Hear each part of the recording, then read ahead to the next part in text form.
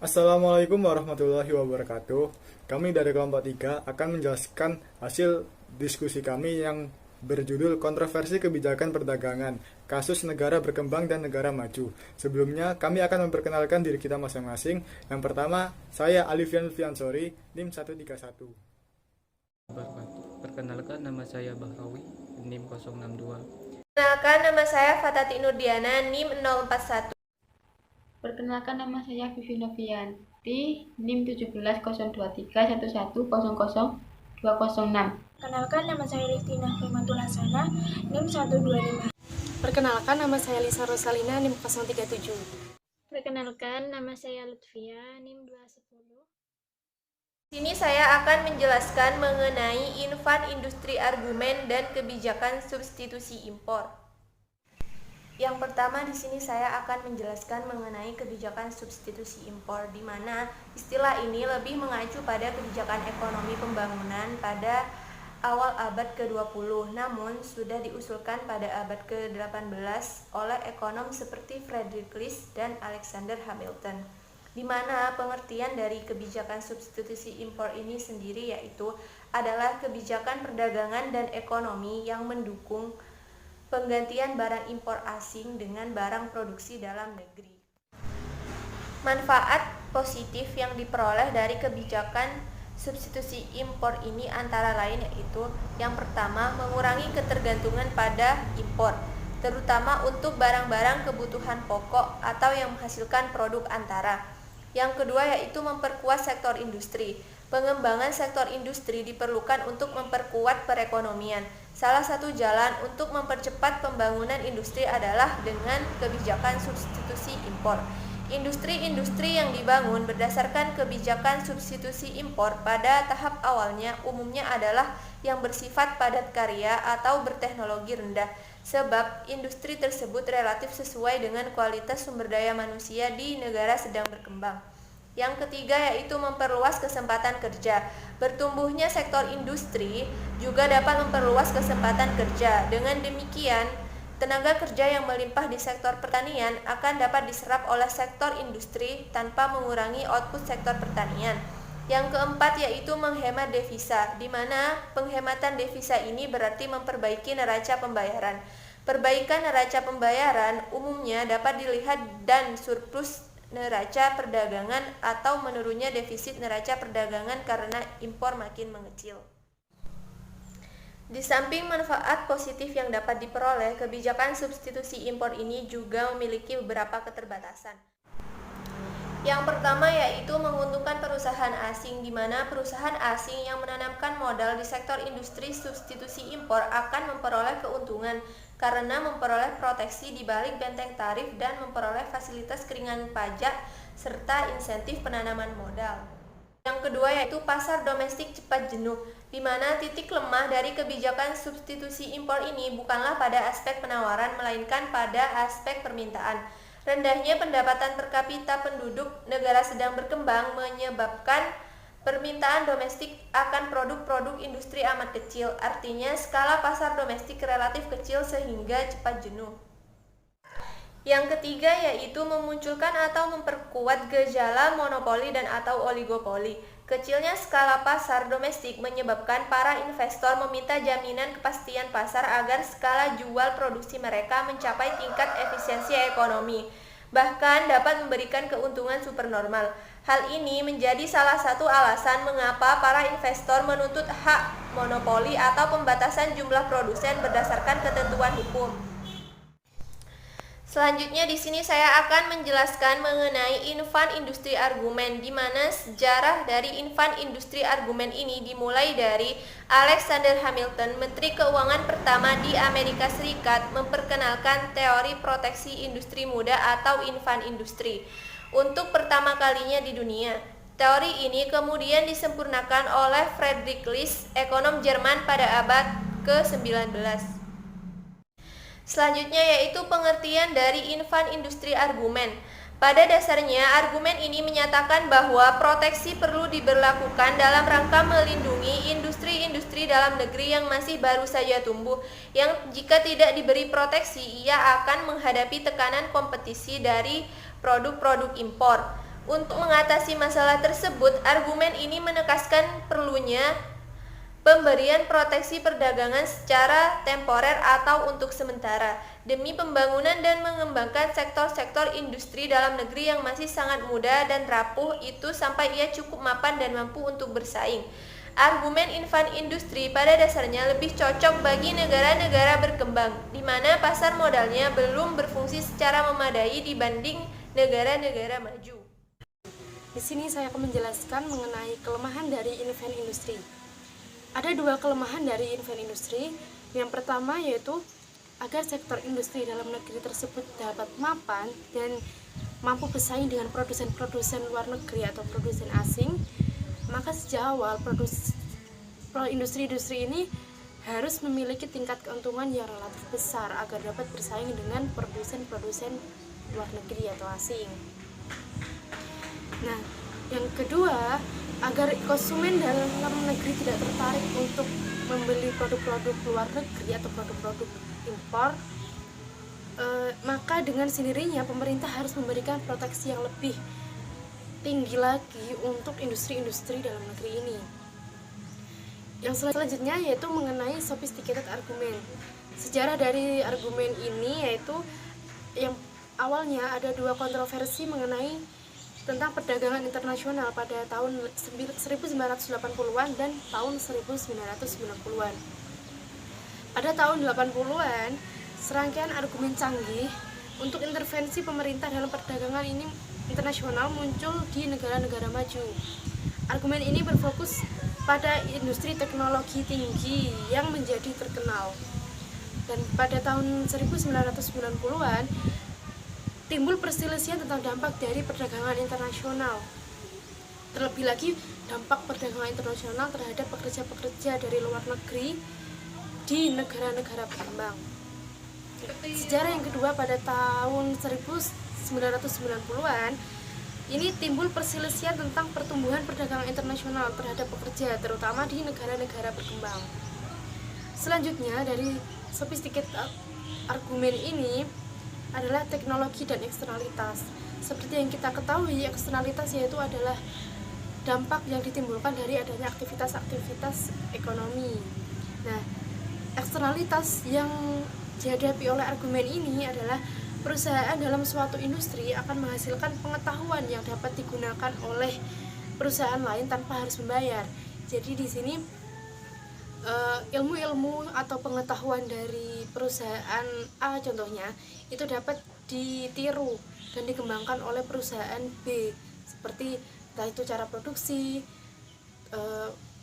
cara pemasarannya, bahan-bahan untuk produksinya, seperti itu dapat diambil oleh perusahaan B, dapat diketahui oleh perusahaan B tanpa perusahaan B itu harus membayar kepada perusahaan A, seperti itu.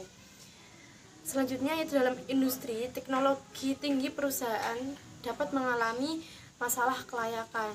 Seperti contoh dalam industri elektronik, sudah umum bagi perusahaan untuk merekayasa balik desain saing mereka, seperti itu. Selanjutnya, di beberapa industri di mana hanya ada beberapa perusahaan dalam persaingan efektif, asumsi persaingan sempurna ini tidak akan berlaku. Seperti asumsinya yaitu perusahaan akan menghasilkan pengembalian atau laba yang berlebih. Yang kedua, akan ada kompetisi internasional selama kelebihan pengembalian. Yang ketiga, subsidi dari pemerintah ke perusahaan domestik dapat mengalihkan kelebihan pengembalian dari perusahaan asing ke perusahaan domestik atau dalam negeri. Selanjutnya, dari sophisticated argument ini ada analisis dari Bender dan Spencer. Nah, dalam analisis Bender dan Spencer ini ada beberapa asumsi. Yang pertama, kita asumsikan hanya ada dua perusahaan, yaitu perusahaan Boeing dan Airbus yang saling bersaing. Nah, kedua perusahaan ini itu berasal dari negara yang berbeda, yaitu dari negara Amerika Serikat dan negara Eropa. Ada produk baru yang dihasilkan oleh kedua perusahaan ini, yaitu pesawat berkapasitas 150 kursi yang mampu dibuat oleh kedua perusahaan Boeing dan Airbus ini. Nah, dari sini kedua perusahaan tersebut dapat memilih untuk memutuskan untuk menghasilkan produk baru atau malah tidak menghasilkan produk baru sama sekali dan hanya memproduksi pesawat dengan kapasitas 150 kursi tersebut. Selanjutnya yaitu masalah dengan analisis Brandeis Venture. Di sini masalahnya itu ada 3. Yang pertama yaitu informasi yang tidak memadai untuk menggunakan teori secara efektif. Yang kedua, imbalan pasti dari perusahaan tidak dapat dengan mudah diperoleh. Dan yang terakhir, kebijakan strategis. Kebijakan intervensi. Berdasarkan praktek yang ada secara umum, intervensi pemerintah dapat diklasifikasikan menjadi 2 kelompok. Yang pertama yaitu ada kalanya cukup sebagai regulator dan supervisor. Dan yang terakhir ada kalanya harus bertindak sebagai penyedia dan pengelola atau provider dan manajer. Khusus untuk penyedia dan pengelola dibagi menjadi 2 fungsi. Yang pertama yaitu penyedia layanan dan barang publik, dan yang terakhir penyedia kebutuhan masyarakat yang tidak dapat dipenuhi oleh pasar. Adapun bentuk dari peran pemerintah yakni dengan melakukan intervensi baik secara langsung maupun tidak langsung. Yang pertama yaitu intervensi pemerintah dalam perekonomian untuk mengatasi kegagalan pasar seperti kekakuan harga, monopoli, dan eksternalitas yang merugikan, maka peran pemerintah sangat diperlukan dalam perekonomian suatu negara. Peranan ini dapat dilakukan dalam bentuk intervensi secara langsung maupun tidak langsung. Intervensi pemerintah secara langsung. Yang pertama yaitu penetapan harga minimum. Penetapan harga minimum atau harga dasar yang dilakukan oleh pemerintah bertujuan untuk melindungi produsen, terutama untuk produk dasar pertanian, misalnya harga gabah kering terhadap harga pasar yang terlalu rendah. Yang kedua, penetapan harga maksimum. Penetapan harga maksimum atau harga eceran tertinggi (HET) yang dilakukan pemerintah bertujuan untuk melindungi konsumen. Kebijakan HET ini dilakukan oleh pemerintah jika harga pasar dianggap terlalu tinggi di luar batas daya beli masyarakat atau konsumen. Penjual tidak diperbolehkan menetapkan harga di atas harga maksimum tersebut. Selanjutnya yaitu intervensi pemerintah secara tidak langsung. 1. Penetapan pajak. Kebijakan penetapan pajak dilakukan oleh pemerintah dengan cara mengenakan pajak yang berbeda-beda untuk berbagai komoditas. Misalnya, untuk melindungi produsen dalam negeri, pemerintah dapat meningkatkan tarif pajak yang tinggi untuk barang impor. Hal tersebut menyebabkan konsumen membeli produk dalam negeri yang harganya relatif lebih murah. Yang kedua, pemberian subsidi. Pemerintah dapat melakukan intervensi atau campur tangan dalam membentuk harga pasar yaitu melalui pemberian subsidi. Subsidi biasanya diberikan pemerintah kepada perusahaan-perusahaan penghasil barang kebutuhan pokok. Di sini saya akan menjelaskan tentang anti-globalization movement. Gerakan anti-globalisasi atau gerakan kontra globalisasi adalah gerakan sosial yang kritis terhadap globalisasi ekonomi. Gerakan ini juga biasa disebut sebagai gerakan keadilan global, gerakan alter globalisasi, gerakan anti globalis, gerakan globalisasi anti perusahaan, atau gerakan melawan globalisasi non liberal. Gerakan anti globalisasi merupakan alat revitalisasi demokrasi yang sangat diperlukan dalam rangka mengembalikan kedaulatan rakyat yang sudah terkikis oleh kekuatan aktor-aktor globalisasi non liberal. Selanjutnya, gerakan anti-globalisasi sebagai gerakan sosial sejatinya bukanlah merupakan gerakan penggulingan kekuasaan, tetapi sebagai gerakan alternatif yang berusaha mengarahkan atau mempengaruhi kekuasaan pada terpenuhi kedaulatan rakyat sepenuhnya, yaitu terpenuhi kesejahteraan rakyat. Hubungan anti-globalization movement dengan pekerja standar perburuan dan lingkungan merupakan sebuah hubungan yang saling berkaitan, yaitu dengan penolakannya robot-robot industri yang akan menggeser tenaga kerja manusia dan dengan kecanggihan teknologi yang memiliki dampak buruk terhadap lingkungan jika tidak memperhatikan AMDAL. Selanjutnya, di sini saya akan menjelaskan tentang bagaimana terkadang kepentingan negara-negara seringkali menjadi penghalang dari berbagai kesepakatan WTO. Sebelumnya di sini saya akan menjelaskan fungsi utama WTO, yaitu sebagai forum kerjasama internasional dan perdagangan yang berkaitan dengan kebijakan-kebijakan yang menciptakan aturan perdagangan bagi negara anggota-anggota WTO. Di sini WTO mempunyai 3 tujuan. Yang pertama, meningkatkan aliran perdagangan dengan mendorong negara-negara menganut kebijakan-kebijakan perdagangan yang tidak diskriminatif dan dapat diprediksi. Yang kedua, mengurangi hambatan-hambatan perdagangan yang masih tersisa melalui perundingan-perundingan multinasional. Yang ketiga, menyusun prosedur-prosedur yang tidak berpihak untuk menyelesaikan sengketa-sengketa perdagangan di antara anggota-anggota. Di sini WTO bertanggung jawab atas perdagangan barang, perdagangan jasa, perlindungan hak kekayaan intelektual internasional, dan investasi yang terkait dengan perdagangan dan kekuasaan penegak aturan WTO.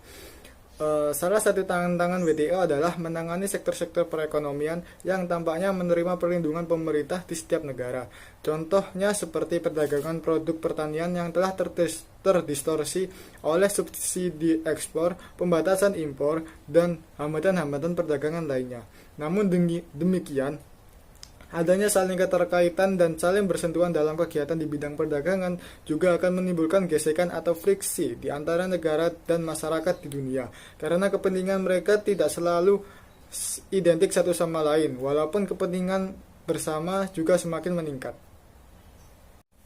Perbedaan kepentingan, walaupun ada aturan main, memerlukan ketanggapan dan kepekaan terhadap perbedaan kepentingan yang dapat timbul pada setiap saat. Kesadaran ini telah menimbulkan upaya mengembangkan pemikiran yang sistematis untuk dapat menangani masalah negosiasi secara efektif. Dalam perbedaan kepentingan dapat diselesaikan dalam negosiasi, maka hal itu dapat ditangani secara luas dengan keterlibatan langsung antara pihak-pihak yang memerlukan pemecahan dari perbedaan paham maupun perbedaan kepentingan. Dalam hal di mana negosiasi tidak menyelesaikan perbedaan tersebut, maka sejauh ada mekanisme untuk menanganinya, pemecahan dilakukan melalui mekanisme penyelesaian sengketa atau dispute settlement mechanics yang lebih formal. Mekanisme tersebut kemudian merupakan prosedur formal untuk melaksanakannya sejauh negara peserta suatu perjanjian menganggap bahwa substansi dari aturan main pada bidang tersebut cukup seimbang dan adil, maka penerapan dari sistem penyelesaian sengketaan dikembangkan di bidang tersebut juga akan lebih mudah diterima dan didukung oleh anggota perjanjian tersebut. Negara yang bersangkutan, namun juga mempengaruhi negara-negara lainnya. Fenomena ini disebut dengan globalisasi ekonomi. Robert Giplin menjelaskan bahwa globalisasi perekonomian dunia akan terus memberikan dampak negatif terhadap hampir semua segala aspek bidang domestik maupun hubungan internasional. Pada tahun 1997, krisis ekonomi pernah menimpa negara-negara di Asia, bermula dari krisis ekonomi yang melanda di negara Thailand. Pada saat itu, Thailand sedang mengembangkan mata uangnya dengan meningkatkan ekspor, namun rencana tersebut gagal dan didorong oleh besarnya utang luar negeri. Thailand menyebabkan turunnya nilai tukar mata uang bahts. Hal tersebut terjadi bukan tanpa sebab, melainkan sedikitnya valuta asing yang mempertahankan jangkarnya ke dolar. Pada tahun 1997, krisis ekonomi pernah menimpa negara-negara di Asia, bermula dari krisis ekonomi yang melanda negara Thailand. Selain Thailand, terdapat beberapa negara lainnya yang terkena dampak krisis ekonomi pada tahun 1997, seperti Indonesia, Korea Selatan, dan negara lain seperti Malaysia, Laos, Hong Kong juga berdampak menurunnya nilai mata uang. Namun, terdapat beberapa negara yang tidak berdampak signifikan, seperti Brunei, Taiwan, Singapura, dan Vietnam. Namun negara-negara tersebut juga turut merasakan imbas krisis ekonomi, salah satunya penurunan tingkat kepercayaan investor. Krisis ekonomi terjadi bukan hanya pada negara-negara berkembang. Amerika Serikat pernah mengalami krisis keuangan pada tahun 2008. Amerika dikenal sebagai negara adidaya,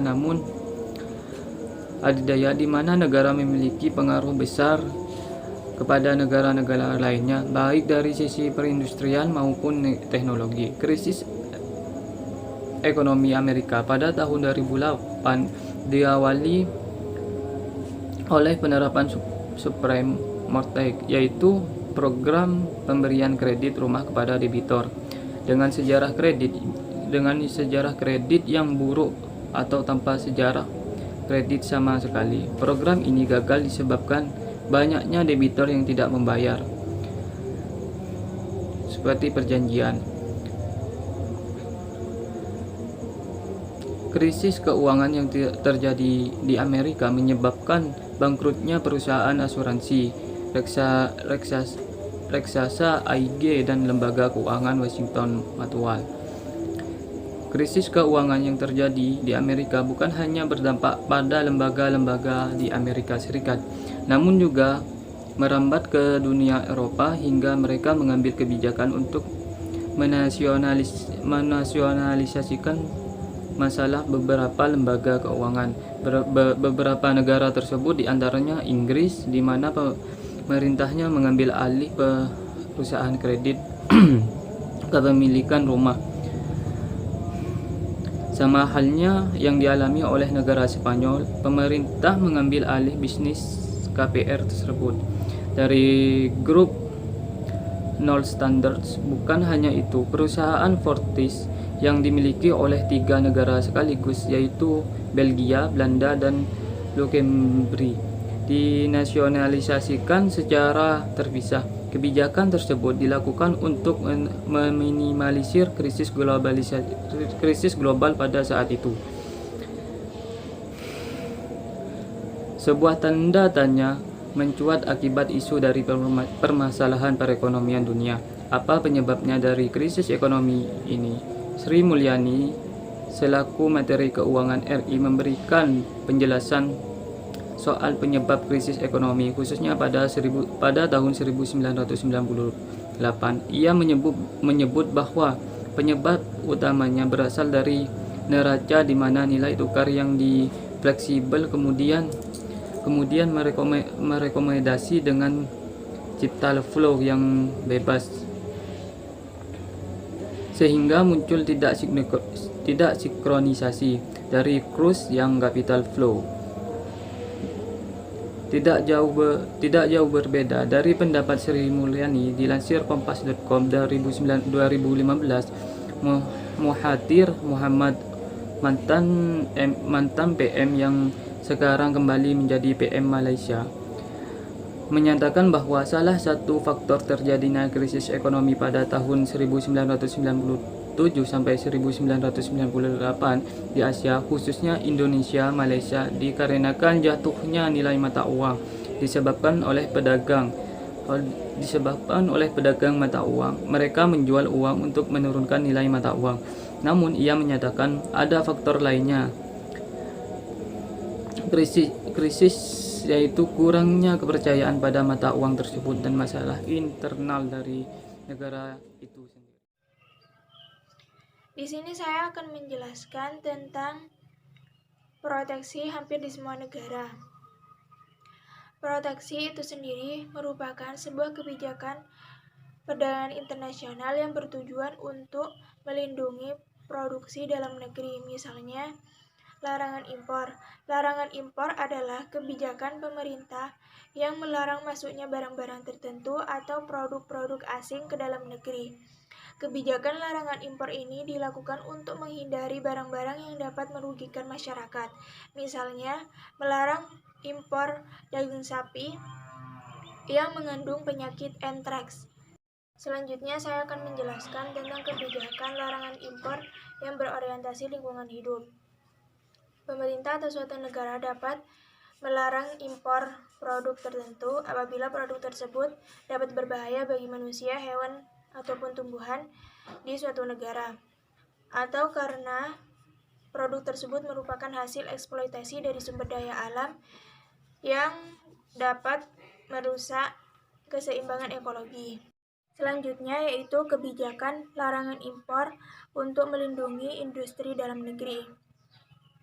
Dalam kondisi normal, suatu anggota WTO dilarang untuk melakukan pembatasan kuantitatif untuk impor dan ekspor sebagaimana telah diatur dalam pasal 11 GATT tahun 1994. Namun, Dalam kondisi tertentu, negara anggota dapat melakukan safeguard measure sebagai langkah guna untuk melindungi industri domestik dari kerugian yang disebabkan oleh peningkatan impor. Selanjutnya yaitu menjaga balance of payment. Apabila negara anggota WTO menghadapi kesulitan neraca pembayaran, maka negara anggota tersebut dapat menerapkan pembatasan atas perdagangan jasa yang menyebabkan timbulnya komitmen, termasuk pembayaran atau transfer yang berkaitan dengan komitmen tersebut. Di sini saya akan menjelaskan tentang kecenderungan meningkatkan proteksi suatu negara. Yang kedua yaitu tarif impor. Tarif impor dibagi menjadi dua, yaitu hambatan tarif dan hambatan non-tarif. Hambatan tarif sendiri merupakan suatu kebijakan proteksionis terhadap barang produksi dalam negeri dari ancaman yang membanjiri barang-barang sejenis yang diimpor dari luar negeri. Selain itu terdapat effective rate of protection, yaitu tarif terhadap bahan mentah yang akan menaikkan hasil produksi. Apabila tarif dikenakan pada barang-barang jadi, maka harga barang tersebut akan mengalami kenaikan. Hambatan non-tarif adalah berbagai kebijakan perdagangan selain bea masuk yang dapat menimbulkan distorsi sehingga mengurangi potensi manfaat perdagangan internasional. Macam-macam hambatan non-tarif, yaitu satu, pembatasan spesifik seperti larangan impor secara mutlak. Yang kedua, pembatasan impor merupakan peraturan atau ketentuan teknis untuk impor produk tertentu dan perizinan impor. Yang ketiga yaitu kuota, bentuk hambatan perdagangan yang meningkatkan jumlah suatu jenis barang yang dapat diimpor dalam suatu periode tertentu, atau kebijakan pemerintah untuk membatasi jumlah yang diperdagangkan. Yang keempat yaitu subsidi, memberikan subsidi kepada produsen untuk meningkatkan produksinya agar dapat memenuhi kebutuhan pasar dalam negeri seperti mesin, keringanan pajak, tenaga ahli, peralatan, dan sebagainya. Yang kelima yaitu premi, memberikan premi kepada produsen yang mampu mencakup jumlah produksi tertentu dengan kualitas yang baik sehingga memiliki daya saing. Selain itu, tujuan diadakan premi ini adalah sebagai pemicu terhadap industri lain agar menghasilkan produk berkualitas di dalam negeri sendiri. Yang keenam yaitu dumping, kebijakan yang dilakukan oleh suatu negara dengan cara menjual barang ke luar negeri dengan lebih murah daripada dijual dalam negeri atau bahkan di bawah biaya produksi. Dumping ini dilakukan jika terdapat aturan atau hambatan yang jelas dan tegas sehingga konsumen di dalam negeri tidak mampu membeli barang yang didumping di luar negeri.